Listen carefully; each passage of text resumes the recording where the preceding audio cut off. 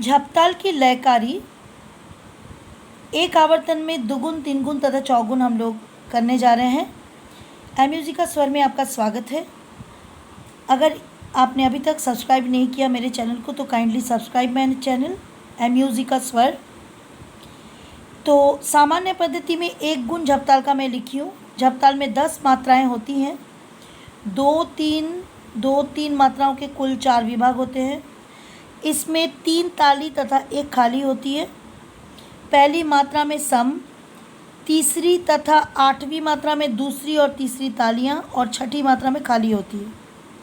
और ये जो लास्ट में मैं धी लिखी हूँ ये पहला ही सम का, जब वापस आएंगे हम लोग सम पे तबला के ताल के साथ या नृत्य के साथ या गाने के साथ, तो ये सम वापस यहाँ आता है, इसलिए मैंने यहाँ पे कोई मार्किंग नहीं की। तो एक आवर्तन का अर्थ क्या होता है? एक आवर्तन यानी कि किसी भी ताल के पहली मात्रा से अंतिम मात्रा तक के क्षेत्र को एक आवर्तन कहते हैं। ये मैं पिछले वीडियोस में मैं बता चुकी हूँ। तो एक आवर्तन में दुगुन यानी कि मुझे 10 ही मात्रा के भीतर दुगुन दिखाना है। तो चूँकि दुगुन यानी कि 10 मात्रा का ताल है तो 5 × 2 = 10। तो it will be easier to make दुगुन। एक आवर्तन में दुगुन बनाना आसान होगा क्योंकि जो 10 मात्रा है वो 2 और 5 का मल्टीपल है। तो धी ना, धी धी ना यानी कि 5 मात्रा के बाद 6, 7, 8, 9, 10 यानी कि 1, 2, 3, 4, 5 इन पाँचों मात्रा में 2 मात्रा डालने से दुगुन बन जाएगा। तो कैसे पढ़ेंगे? धी ना, धी धी ना, धी ना, धी ना, ती ना, धी ना, धी।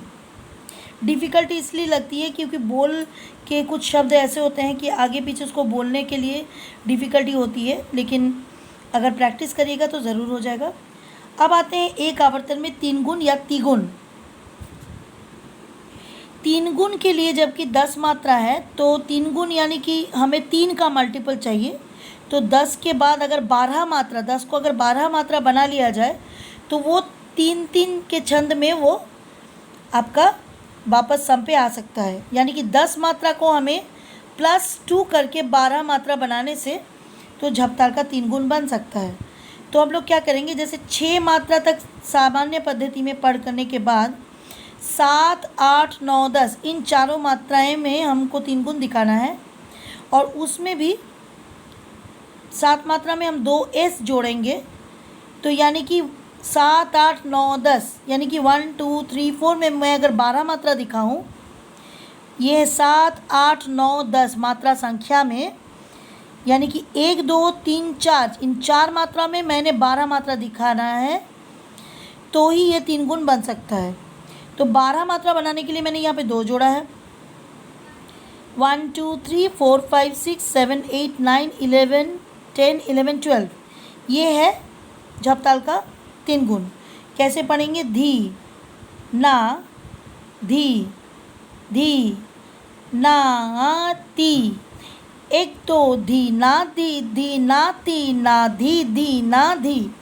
मैं पिछले कई वीडियोज़ में मैं बता चुकी हूँ कि 3 गुण पढ़ने के क्रम में 3 गुण का जो मात्रा है उसको दादरा ताल के छंद में पढ़े तो बहुत आसानी से आप पढ़ सकते हैं।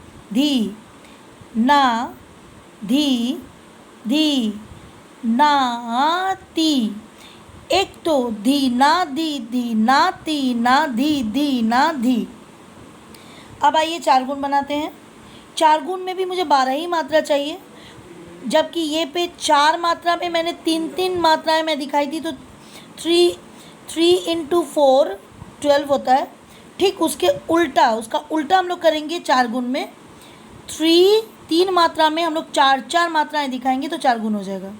Here also 3 × 4। धी ना, धी धी ना, ती ना। एक दो धी ना धी ना ती ना धी ना धी। बहुत सावधानी से पढ़ें। इसमें कहारवा ताल का छंद ले लें 4 गुण में। और ये जो 2 S मैं जोड़ी हूँ, ये जो 2 S जोड़ा गया है यहाँ पे भी 2 एस जोड़ा गया है, यहाँ पे भी 2 एस जोड़ा गया है। ध्यान दीजिए इस बात को।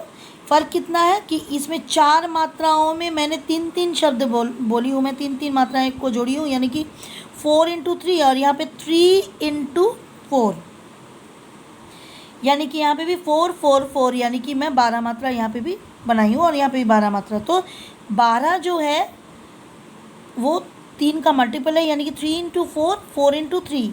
ये आपका कैलकुलेशन है मैथमेटिकल झपताल में 3 गुण और 4 गुण एक आवर्तन में दिखाने के लिए।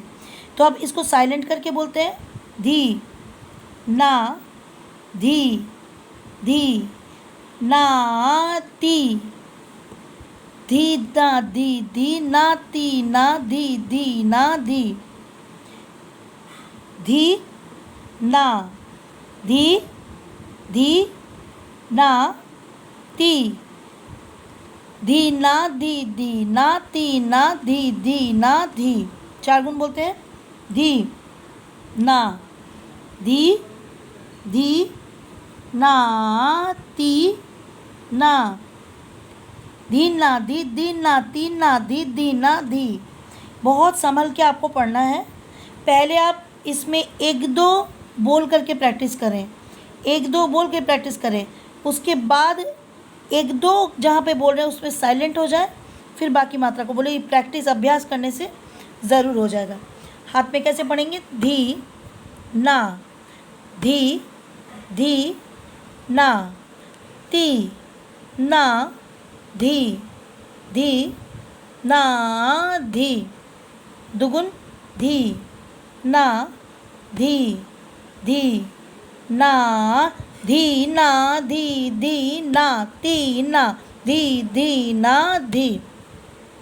3 गुण कैसे पढ़ेंगे? धी ना धी धी ना ती, धी ना धी धी ना ती ना धी धी ना धी।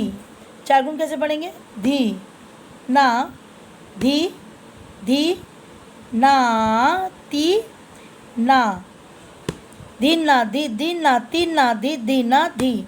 यहाँ पे मैं सम का चिन्ह डाल दे रही हूँ, क्रॉस 2 0 3।